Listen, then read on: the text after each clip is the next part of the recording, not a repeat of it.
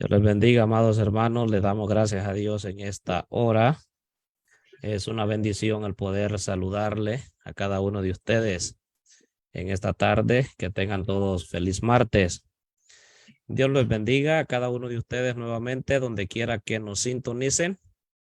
Le damos las gracias a Dios y gracias a ustedes siempre por estar con nosotros en este espacio.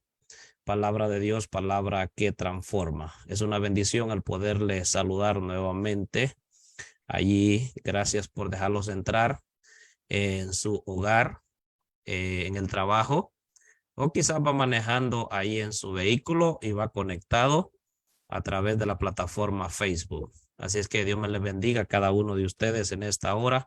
Un martes más, gracias damos a Dios, que Dios nos ha permitido el poder trabajar y luego estamos aquí siempre para darle la honra y la gloria a Dios. Dios bendiga a nuestro hermano David Ramírez hasta Canadá, que también está a través de la plataforma Zoom.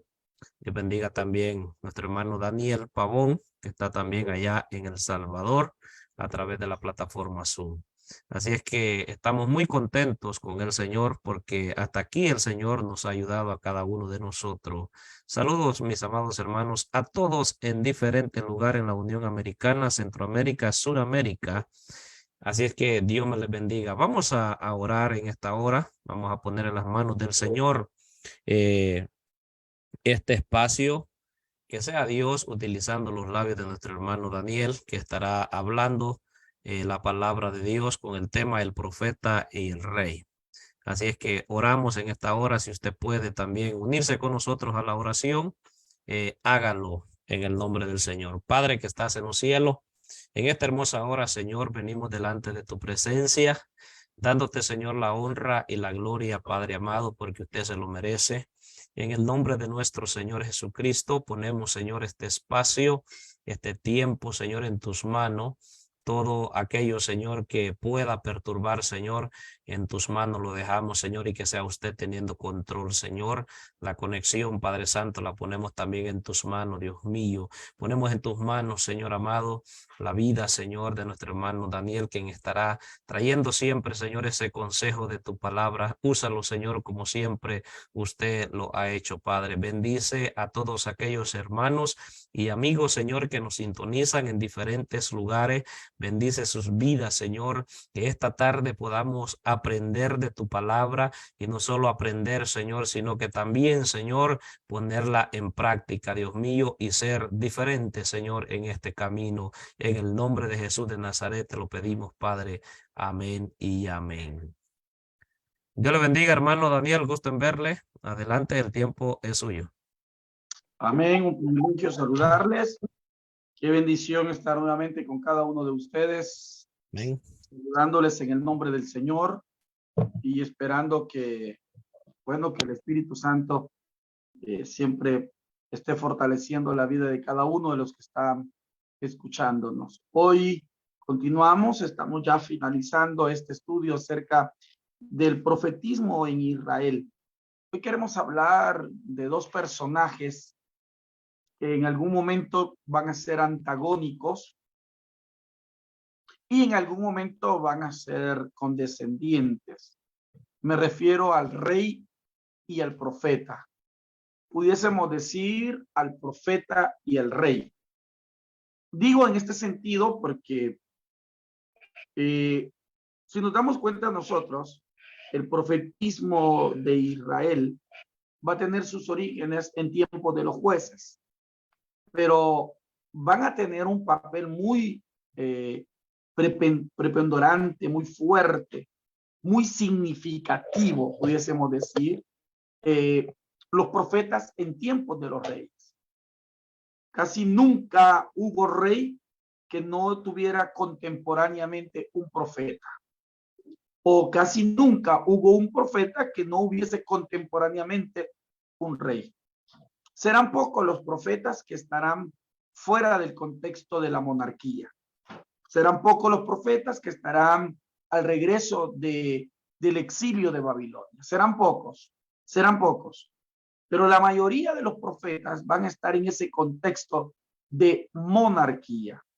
Es decir, se van a desarrollar en ese lapso. Y aquí es donde va a entrar lo que hablábamos la vez anterior de aquel papel profético de la denuncia, de la denuncia, de la solución y la esperanza. Pero hoy quiero tratar el caso de cómo el profeta ha de desarrollar un papel muy esencial en la vida política también. Digo en la vida política en el sentido de el acompañamiento de lo que va a ser el rey. No estamos hablando que el rey va a tener a su servicio a los profetas en ningún momento. Sí podemos decir que en algún momento el rey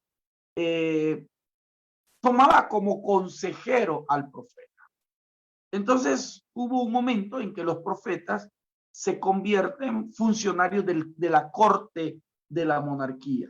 Es decir, que los profetas van a estar al servicio de la corte, van a estar al servicio del reinado. Estos profetas, hermanos, se van a caracterizar por algo y se les va a reconocer desde el libro de Jeremías y otros profetas mismos como tal. Se les ha de identificar como aquellos profetas que estuvieron al servicio de la monarquía, se les va a categorizar como falsos profetas. ¿Y por qué se les va a categorizar como falsos profetas? Se les va a categorizar como falsos profetas porque estos profetas, por no perder sus méritos y no perder sus privilegios, por no perderlos, entonces ellos en ningún momento van a hacer señalamiento contra la mala práctica o contra las ideas, y no ideas, sino contra la práctica de la idolatría que van a hacer los reyes o van a llevar los reyes al pueblo que cometa. El pueblo tenía que creer ciegamente al rey.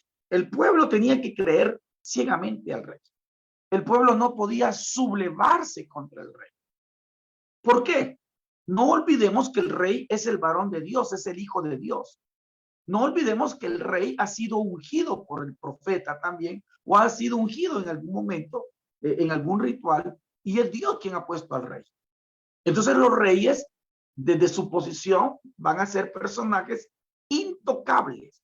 Entonces el pueblo no puede sublevarse.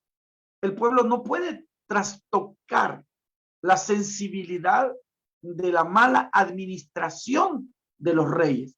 El pueblo solamente se someterá o se sometió. En cambio, los profetas no se van a someter, pero eso sí, van a haber profetas que van a estar al servicio de la corte, y estos profetas, cuando no cumplen su función profética, como lo hemos explicado, el espíritu profético, el celo de Dios, el ser el medio de llevar el mensaje genuino de justicia, de misericordia, de arrepentimiento, cuando estos hombres no llevan este mensaje al rey o al pueblo, entonces se van a titular o se van a reconocer como falsos profetas. Pero al mismo tiempo vamos a encontrar profetas que estuvieron cerca de los reyes y que no tuvieron en ningún momento miedo, sino que se comportaron espiritualmente hablando con carácter, tuvieron carácter espiritual y tuvieron que enfrentar en su debido momento a los reyes y tuvieron que decirles qué es lo que estaba haciendo. Quizás lo primero que tendríamos que nosotros hacer un pequeño recuento o hacer una pequeña pausa es hasta dónde el espíritu profético o el espíritu pastoral, el espíritu de los ministerios actuales están en la capacidad de un acompañamiento a los funcionarios de gobierno o estarían en la capacidad de señalar las acciones negativas de los funcionarios de gobierno. En nuestro país tenemos muchos años que se ha venido jugando a través de la política, se ha venido jugando con el mundo evangélico, hasta el grado de que muchos candidatos toma siempre como estandarte, muchos candidatos políticos toma como estandarte a la iglesia evangélica. Ellos se toman a bien a visitar los templos, van a las iglesias, presentan sus proyectos, pero jamás se vuelven a ver, no vuelven a aparecer, no se vuelven a conocer, no volvemos a saber qué se hicieron estos personajes. Solamente en tiempos de campaña los vamos a ver en los templos. Y no sería eso tanto el problema. Al fin, ese es, valga la redundancia, esa es su finalidad. Ganar adeptos, convencer. El problema es que hay mucha gente cristiana evangélica, y en este caso, líderes, que van tras de esto, como decimos en buen salvadoreño, tras el hueso, y nada más van y comparten, y además de eso, son parte de proyectos, pero nunca están en la capacidad de hacer un señalamiento contra la mala praxis de un funcionario de gobierno.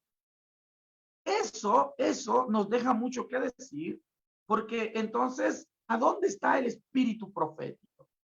Porque el profeta no está para aplaudir lo que realmente se está haciendo de manera incorrecta. Entonces, ¿qué va a pasar con el profeta y el rey? Estas dos figuras antagónicas. Cuando el profeta realmente señala la mala práctica, entonces surge que el profeta se convierte, ¿verdad?, en el personaje no bien querido de parte de la monarquía. Quiero hablar en el caso de Elías y Acab. Elías, capítulo 18 del libro de Primero de Reyes. Ahí vamos a encontrar una situación que se está dando en tiempo del rey Acab. El rey Acab tiene una esposa que no es judía. Esta esposa es Jezabel. Vea usted esos elementos. Y Jezabel va a tener un carácter y un liderazgo fuerte. En otras palabras, quien reinaba en tiempos de Acab era Jezabel y no su esposo Acab. Así de sencillo, así de práctico. Quien reinaba era Jezabel. Y se da una situación, y es que hay una fuerza grande de idolatría, y Jezabel se encarga del culto. Es decir, Jezabel es la que organiza el culto. Pero para organizar todo la situación cultica y adoración, ella se hace o se auxilia, se hace acompañar, se auxilia de profetas de Baal y de profetas de Acera. Veamos dos elementos. ¿Quién era Baal y quién era Acera? Baal es el dios de la fertilidad, el dios de la fecundidad, el dios de la lluvia. Acera es exactamente también lo mismo. Acera es la diosa de la fertilidad, la diosa de la fecundidad, a tal grado de que cuando una mujer era estéril, a quien le clamaba era a la diosa Acera. Entonces hay un consorte acá. Es decir, hay una pareja acá. Baal y Acera. Es una pareja de dioses. Pero para adorar a estos dioses, la forma más que ritual, o el ritual más cercano para acercarse a estos dioses, era a través de relaciones sexuales. Así de esa manera. Es decir, que habían prostitutas sagradas, había una prostitución sagrada, y habían ciertos rituales de orgías y de relaciones sexuales con las cuales ellos se acercaban a la adoración de Baal y a la adoración de la diosa Acera. Se puede oír así como, el pagano, los que no son judíos, los que no tienen temor a Dios lo hacen. No, en ningún momento. Jezabel convence al pueblo de Israel que lo haga. El pueblo de Israel cae en estas prácticas idolátricas. Es decir, que Israel se hunde en la idolatría y se hunde en la prostitución sagrada. ¿Qué nos quiere decir esto? Que hay un elemento que podemos nosotros rescatar. Y el elemento que tenemos que rescatar aquí es que es el rey el que está avalando la práctica de su esposa, y en ningún momento el rey se siente incómodo por lo que está haciendo su esposa y por lo que está cayendo el pueblo. Es todo lo contrario. Acab apoya a su esposa Jezabel. Y Jezabel se ha hecho acompañar de 400 profetas de Baal y 400 profetas de Acera. Son 800 profetas. Entonces, ¿y qué hacen estos? Lo que hacen es que estos personajes que se le va a llamar profetas van a ser, como en cierta manera, funcionarios religiosos. Van a tener un cargo religioso y van a tener una función religiosa de adoración. Pero aquí aparece un profeta, y es el profeta de Dios, y es el caso del profeta Elías. El profeta Elías se encuentra con otro personaje que se llama Abdías. Abdías era un funcionario que estaba bajo la tutela del rey Acab. Era un hombre de confianza del rey Acab. Pero Abdías era un hombre temeroso de Dios a tal grado que todos los profetas de Dios que no estaban de acuerdo con Jezabel, ella los mandaba a matar. Entonces viene Abdías, los esconde en diferentes cuevas por ciertas cantidades y así les preserva, les salva la vida. Quiere decir que en el contexto de Elías, ser profeta no era cualquier función. Y eso, hermanos, es lo que algunas veces nosotros quizás no comprendemos. Que el espíritu profético, ser profeta, en tiempos difíciles, no es fácil, o no será fácil, o no va a ser fácil. Sino que se debe de tener un carácter espiritual y debe de existir realmente una espiritualidad para entender a lo que se está sometiendo o lo que va a enfrentar. En otras palabras, ¿hasta dónde estaremos disponibles nosotros a sufrir a causa de un verdadero y genuino espíritu profético? Es decir, un espíritu que señale la mala práctica independientemente que sean aquellos que están al frente de nuestro liderazgo. Dígase en este caso un liderazgo civil, desde las autoridades que gobiernan nuestras naciones a una administración o liderazgo eclesiástico, aquellos que gobiernan nuestras comunidades de fe, nuestras congregaciones o nuestras iglesias. No importa para quién sea. No importa. Lo que se debe de hacer es lo que hace Elías. Elías le pide a Abdías que lo lleve frente al rey. Y vea lo que dice capítulo 18 de Primero de Reyes, texto número 17. Dice, cuando Acab, 18:17, cuando Acab vio a Elías, le dijo, vea lo que el rey le dice, ¿eres tú el que turbas a Israel? En otras palabras, ¿eres tú el que estás poniendo inestabilidad a Israel? ¿Eres tú el que has hecho este relajo con Israel? Miren, hermanos, no hay cosa más difícil que no querer comprender nuestros propios errores. No hay cosa más difícil que como líder ponerme al frente y pensar que el otro es el equivocado. Vea usted el caso del rey. El rey conoce la ley de Jehová.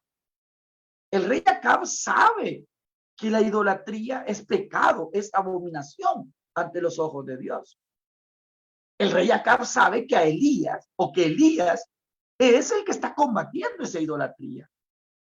Pero el rey Acab en ningún momento, con sencillez de corazón, con humildad, con humillación, le dice a Elías, Elías, yo no puedo con el pueblo, ayúdame. Es todo lo contrario. Acab sustenta que la práctica de su esposa es genuina y que el espíritu profético de Elías, bajo el celo que Elías trae, eso no es genuino, sino que mejor el espíritu de Elías está turbando, está confundiendo, está generando inestabilidad emocional al pueblo. Imagínense cómo el rey, el máximo jerarca, el máximo líder del pueblo, en vez de él darse cuenta que ser permisivo, que su actitud permisible, lo que está llevando es a que el pueblo sucumba, se hunda dentro de la idolatría. Pero no lo hace. Es todo lo contrario. Le aplaude las acciones de su esposa. Y entonces él lo que hace es arremeter contra el profeta. Cuando el profeta oye estas palabras, no sé cómo hubiéramos respondido nosotros si el presidente de nuestra nación nos dijese, usted es el que me está provocando problemas en mi pueblo. O no sé cómo le contestaríamos a nuestra líder de la iglesia si nos dijera, usted es el que nos está provocando problemas en la iglesia. Mire lo que le dice el rey Acab, nuevamente se lo leo. Cuando Acab vio a Elías, le dijo, ¿eres tú el que turbas a Israel? Y mire la respuesta de Elías. Y Elías le respondió, yo no he turbado a Israel. Oiga eso, qué capacidad, qué espiritualidad, pero también qué respaldo moral para pararse con seguridad. Es decir, que la palabra profética iba acompañada también de una acción moral. Porque el profeta no podía llegar a decir, es verdad, pero y si él estaba también bajo la idolatría, no tenía valor las palabras de aquel profeta. Pero el profeta se siente libre.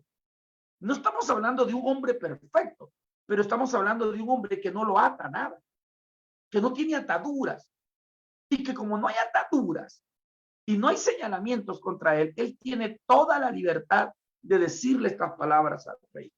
Y le dice, yo no he turbado a Israel.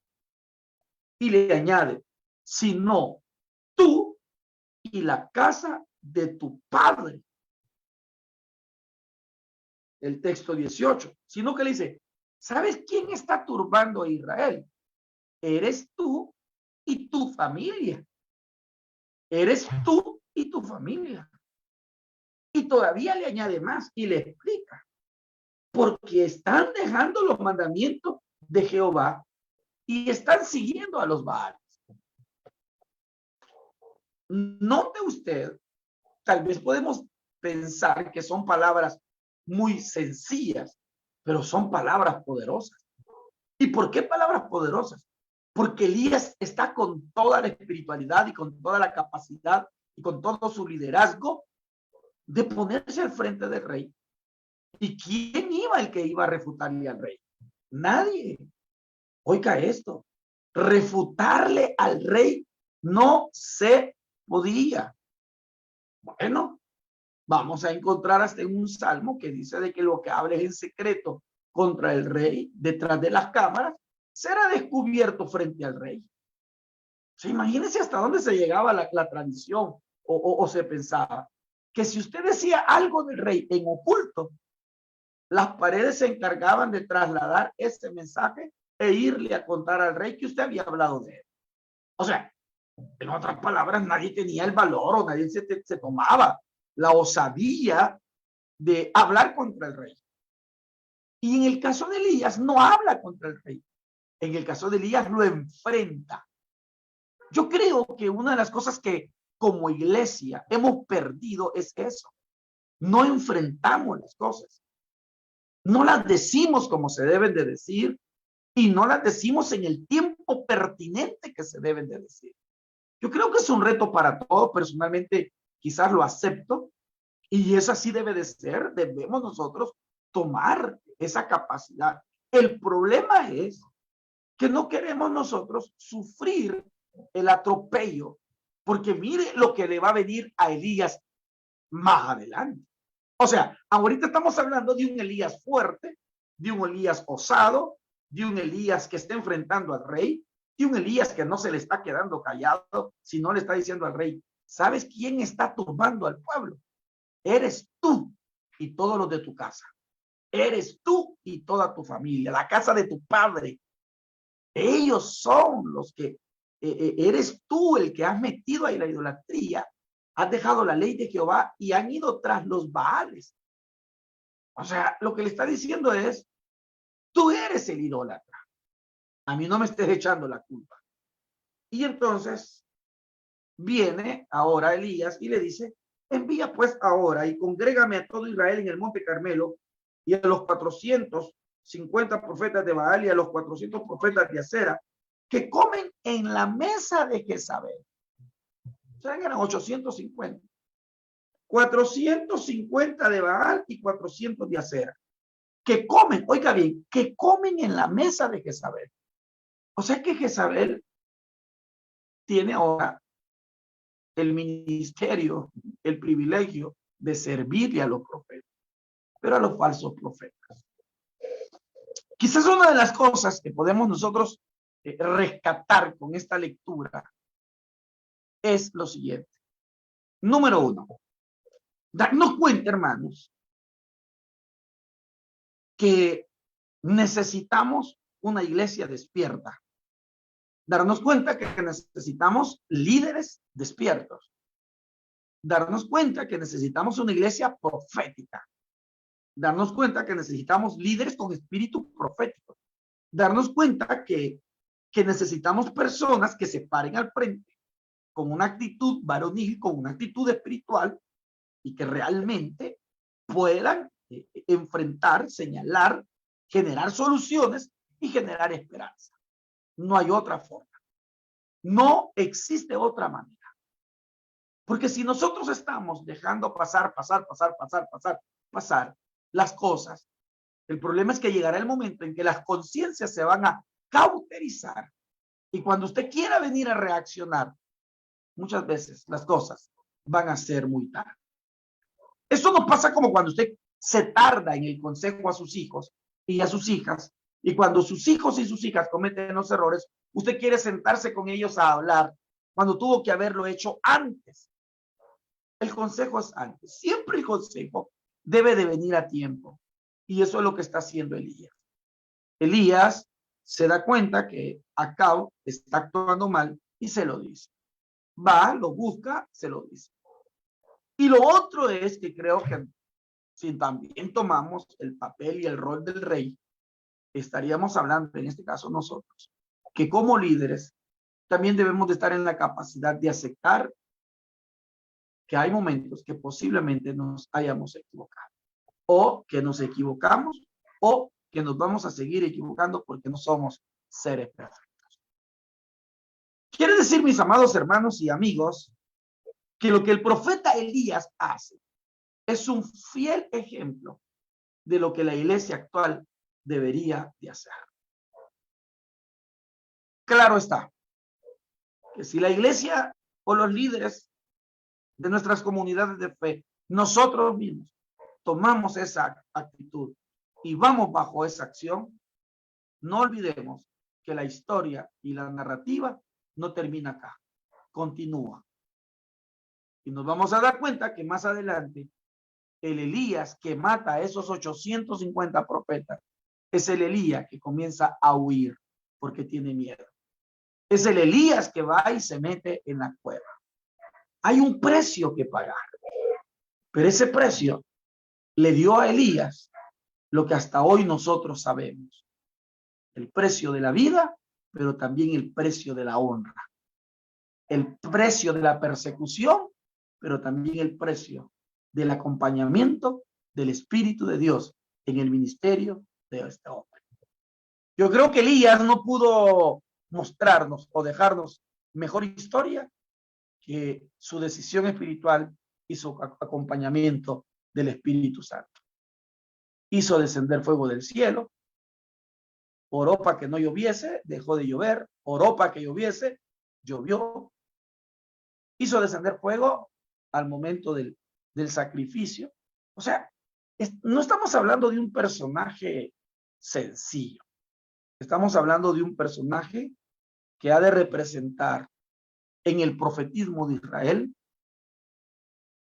un valor muy fuerte, a tal grado que la tradición se va a correr y aún en tiempos de Jesús, muchos esperaban que Elías apareciese.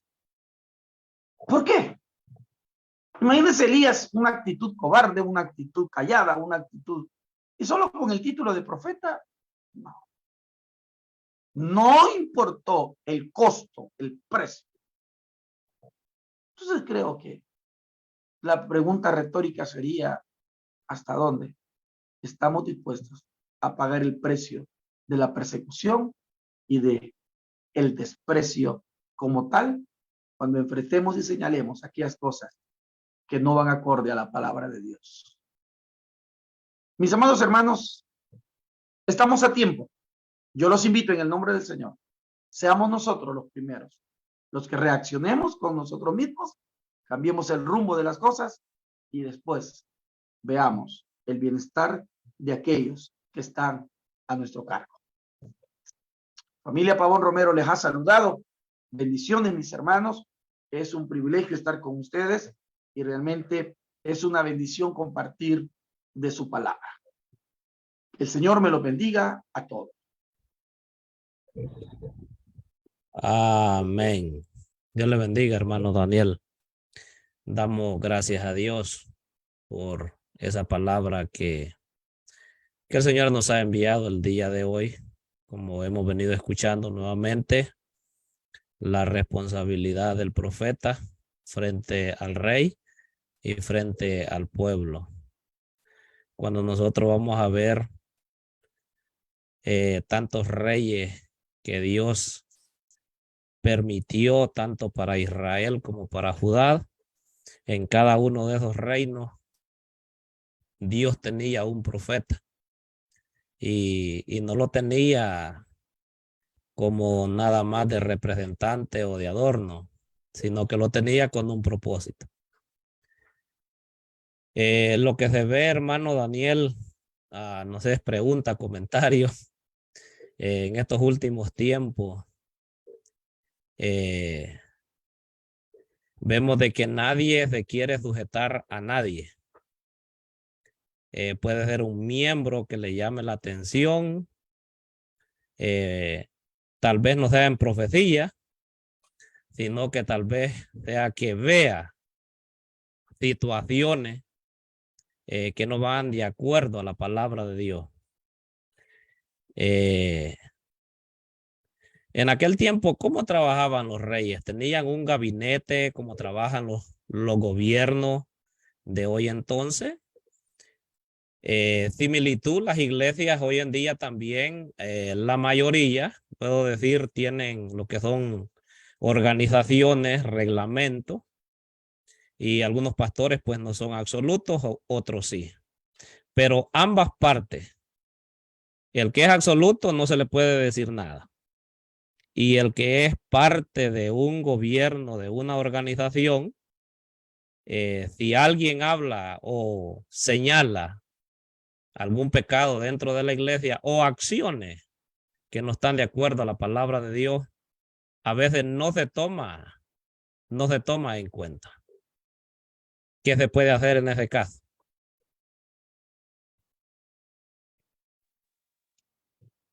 ¿Qué se puede hacer? Bueno, muchas cosas.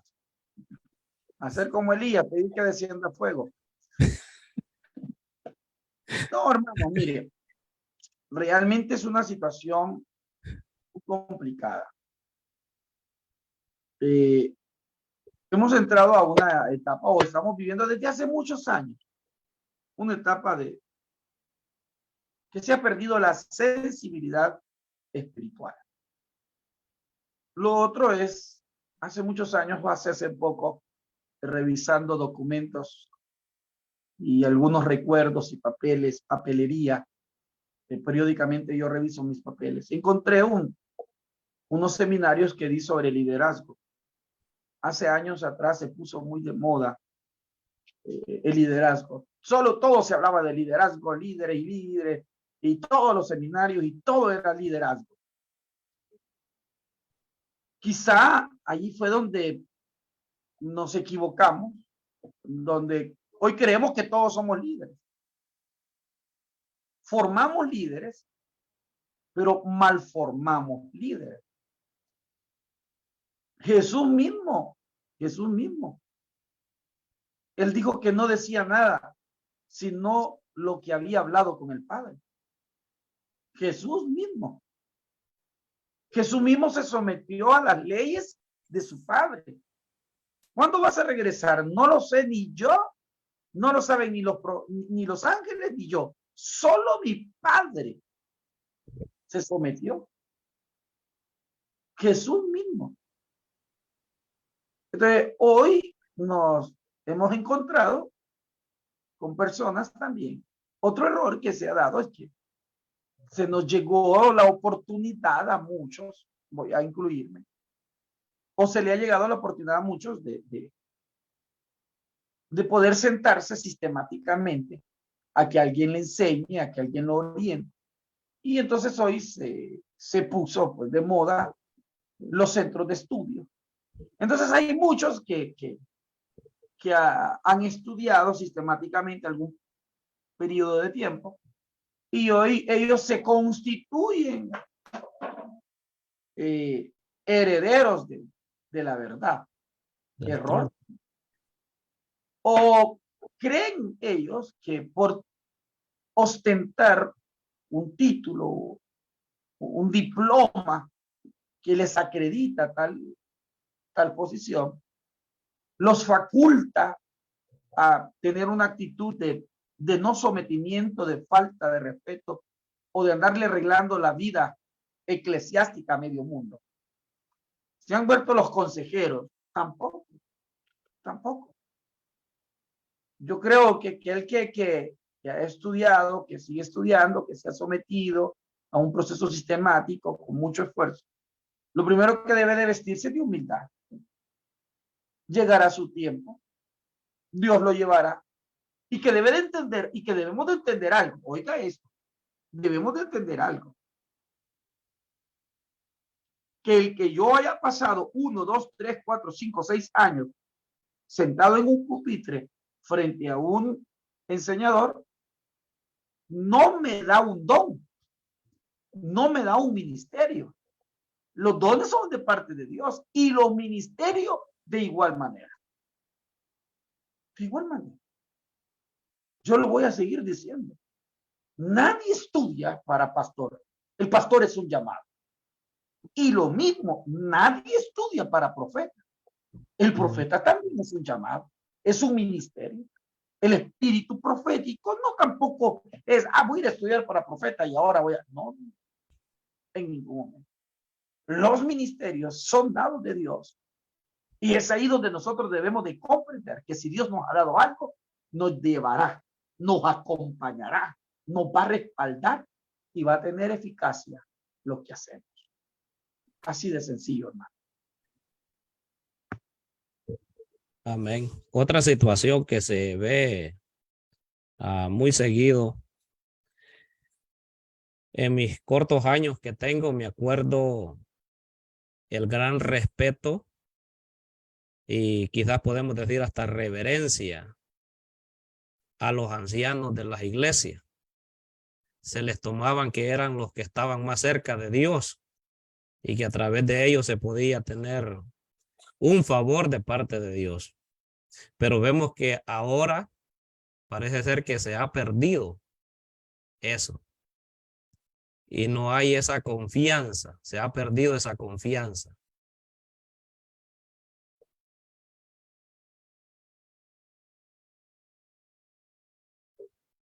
Sí, no sé si es comentario, pregunta o afirmación.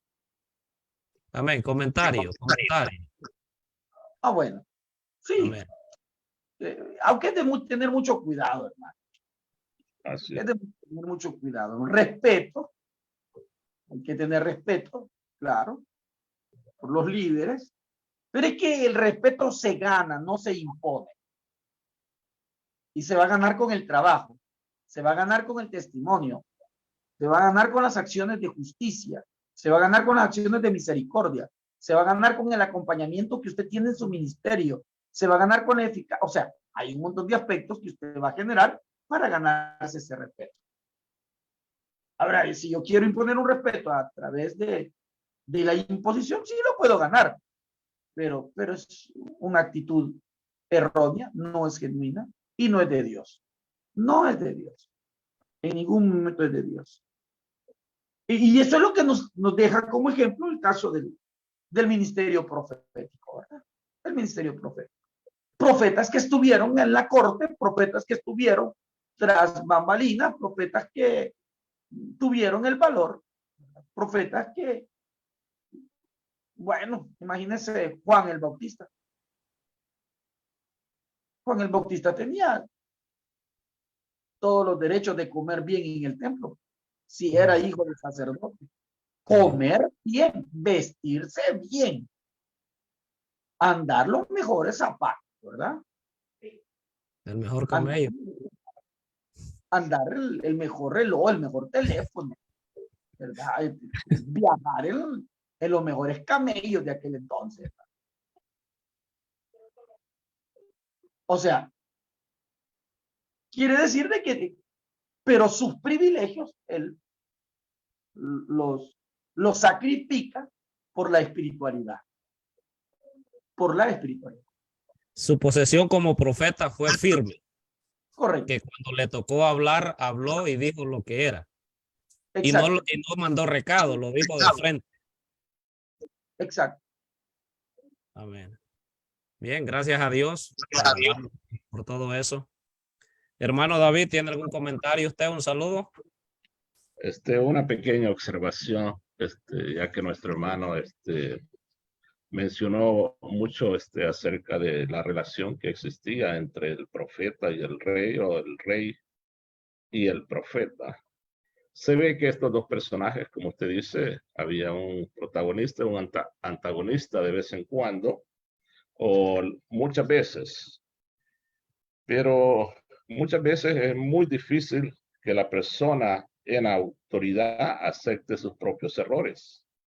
Y en vez de aceptar sus errores, prefiere hundirse en su error y llevarse a toda la congregación con él. Hoy en día nosotros vemos que la política y la religión se trata en los estados de no mezclarse. Si usted ve, hay muchos países que tratan de separar lo que es la fe o la religión y la política. A nuestros líderes, presidentes o reyes, como sea, se trata de dividir. En aquel entonces el estado de Israel, o cuando empezó Israel, fue algo, un empiezo de una nación de la cual se trataba de mantener la unidad. Pero hoy en día se lucha por separar estas dos cosas. Y muchas veces los líderes, que también hay que respetarlos porque se sabe que son puestos por Dios, y muchas veces sus acciones no representan a Dios. ¿Por qué muchas veces tendría la iglesia en cierta forma de apoyar a estos líderes, los cuales en cierto aspecto pueden perseguir a la iglesia o pueden causar daño a la iglesia? ¿Cómo podemos hacer en este caso de cuando se ve que los gobiernos no apoyan a la gente en su fe? En vez de eso, la persiguen.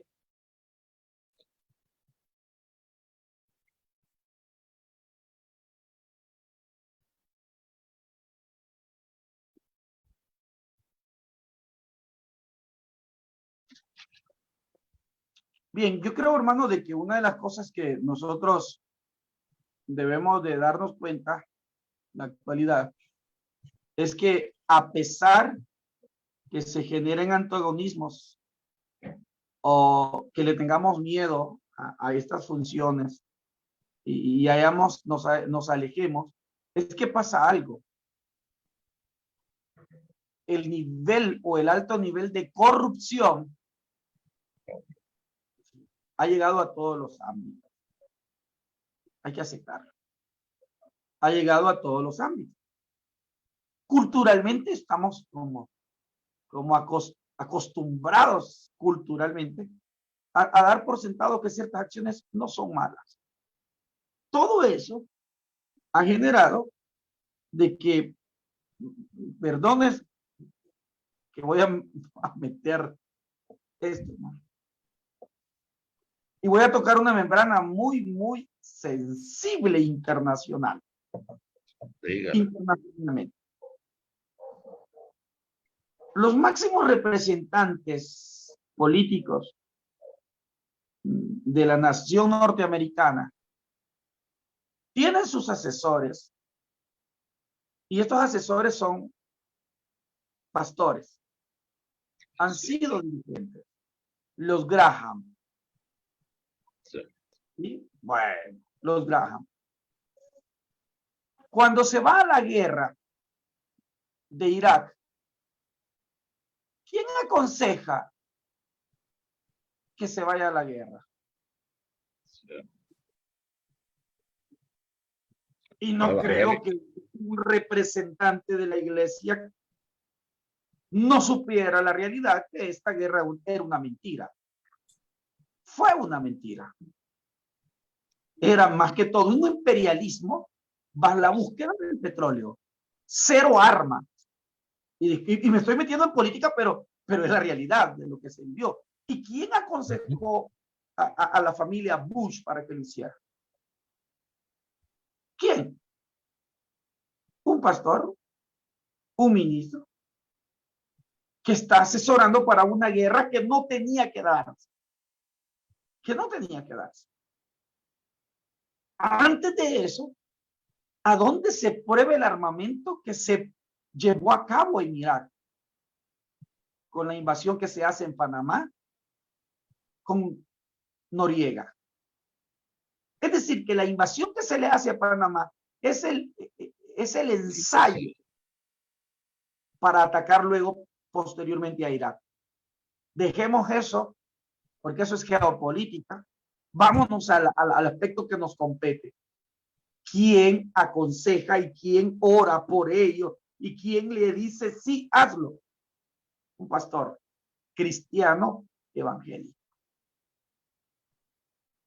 Y luego viene la situación del 2001, de la misma manera. Y, hermano Santos, prepárese si no le van a prohibir la página, pero es que eso es lo que la iglesia ha dejado de hacer. Amén. Hay que aceptarlo. Eso es lo que hemos dejado de hacer como iglesia. Y viene en el 2001 lo mismo, las Torres Gemelas. ¿Y qué es lo que pasa? ¿Quiénes también están detrás de esta familia que está al frente políticamente? La misma familia. ¿Quién aconseja ahora al hijo que vaya y ataque Pakistán, Afganistán y se invente un montón de cosas? Alguien me va a decir, ay, que usted no sufrió la muerte de un familiar en las Torres. No estoy hablando. Tendríamos que hacer mucho corte de tela ahí. Pero sí estoy diciendo que al final nos damos cuenta que hay una acción y nos venden una pantomima de la muerte del que causó todo esto. ¿Será real? Entonces, pero ¿quién está detrás de esto? La iglesia evangélica. Tras esta consejería. Eso. Estoy hablando, oiga, estoy hablando de manera macro. Ahora imagínense de manera micro, de manera pequeña. Hay niveles de corrupción lastimosamente. ¿Se imagina usted a Elías? ¿Se imagina usted a Juan el Bautista? ¿Se los imagina usted? ¿cuál hubiera sido el rol, el papel? ¿Cuáles hubieran sido sus palabras? Pero como no queremos perder nuestras posiciones, entonces simplemente nos vamos tras la corriente o aplaudimos tales acciones. Ahora, libre el Señor la sangre de ellos si fueron ajenos y también fueron manipulados. Libre la sangre del Señor. Amén. Porque tendría yo que estar a la par de ellos para comprender por qué fue que dieron el consejo. Libre el Señor su sangre. Y si así lo es, pues Dios es justo también. Y la misma Biblia dice, ¿quién acusará a sus escogidos? Pero que la iglesia aplaudió, aplaudió. La iglesia misma ofreció a sus hijos para que fueran a la guerra. Por orgullo norteamericano. Y ahí está que muchos tienen papeles ahora porque fueron a la guerra. El Señor les ayude. Pero muy excelente observación y excelente los ejemplos que veo que ha puesto referente a la geopolítica y a la iglesia evangélica. Pero ¿cree usted que vale la pena seguir separando el Estado de la religión o traerlos a juntarlos más como otras naciones? Por ejemplo, tenemos las naciones de Saudi Arabia, que son naciones islámicas. Nuestras naciones se cree que son laicas. ¿Qué cree usted o qué beneficio nos daría eso de hacer un país evangélico o cristiano o laico? Ya la historia nos dio malas experiencias. No estamos preparados como tal. No estamos preparados como tal. El mundo evangélico protestante no está preparado como tal. No tendríamos que hablar desde otros ámbitos.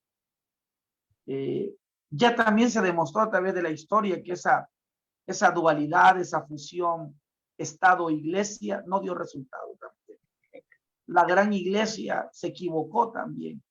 Llegó a tener el dominio, la teología se posicionó sobre la filosofía y la madre de la ciencia era la teología.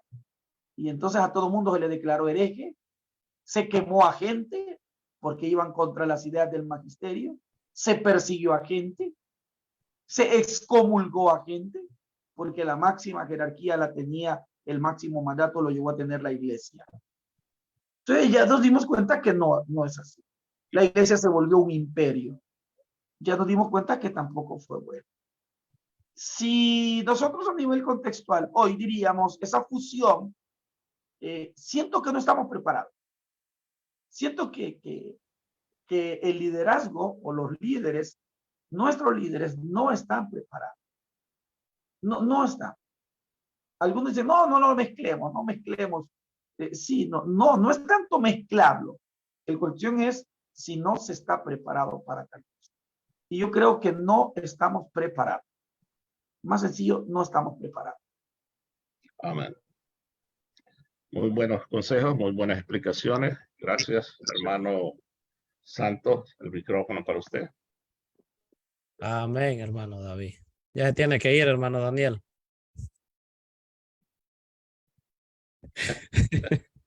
Dios les bendiga, gracias por su tiempo. Está muy bonito el tema. Le hacían una pregunta a un pastor. ¿Qué puede aportar la iglesia al país o de qué manera puede aportar la iglesia al país a ser mejor? Amén. Dice, porque si allá en el mundo político se habla de corrupción, dentro de las iglesias también se habla de corrupción. Correcto. Y hay que ser sinceros. Entonces, el mundo, incluso el mundo, no es que no conocen la palabra, conocen la palabra. Puede ser gente que no va a una iglesia, pero conocen la palabra y ellos mismos se están dando cuenta que nosotros como cristianos evangélicos o religiosos, como los puedan llamar, a veces somos más la apariencia o solo decimos nada más de la verdad, pero estamos lejos de hacer o practicar la verdad. Por eso yo creo de que es muy importante el mensaje del profeta hacia el rey. Y repito las palabras que decía usted. Si nosotros tomáramos el puesto del verdadero profeta, las cosas fueran diferentes. Ay, perdón que le corté ahí, hermano Daniel. No tengo pena. No, y no es que fueran diferentes, quizás ya no estuviéramos. ¿Verdad? Que ya no estuvieran, por lo menos han hecho alguna lápida. O por lo menos no, algún adagio nuestro, ¿no? No, es que realmente hay que ser sinceros. Y yo sé que cualquiera puede decir, mire, no donde dudemos. Bueno, al que le quede el saco que se lo ponga. Sí. Y el que, como dijo aquel, que quiera tirar la primera piedra, que la tire. Pero se viven niveles de injusticia. Hacemos cosas así. No somos imparciales. No somos imparciales muchas veces. Jesús. No tenemos por qué estarnos nosotros rasgando las vestiduras y decir, uy, ¿qué pasó? Es que por eso ese es el reto. Hacia eso es que apunta el mensaje profético. No solamente es estar diciendo, dice el Señor que vas a tener un carro, o dice el Señor que vas a viajar. No, hay que enfrentar la realidad, que es lo que hicieron los profetas de Dios. Ahora, sí, eso. Vámonos a lo siguiente para que no nos vayamos a hundir mucho. Me dejaron siempre un mensaje de esperanza. Amén, amén. Las disculpas del caso porque tengo que retirarme. Veamos una cosa. El profeta no solamente hizo esto, sino que también dio un mensaje de esperanza en el sentido, cuando yo digo en el sentido es este. No quiere decir, hermanos, que en tiempo de Israel no existió un pequeño remanente. Y eso tampoco se le puede ocultar o invisibilizar. ¿Y qué significó y representó este pequeño remanente? Este pequeño remanente representó un grupo de personas muy pequeño, muy singular, que vivió de manera genuina la Torá, que vivió de manera genuina la ley de Jehová, que vivió de manera genuina el Shabbat, el sábado, que vivió de manera genuina las fiestas, el Pesach, la Pascua. Es decir, que vivieron de manera genuina.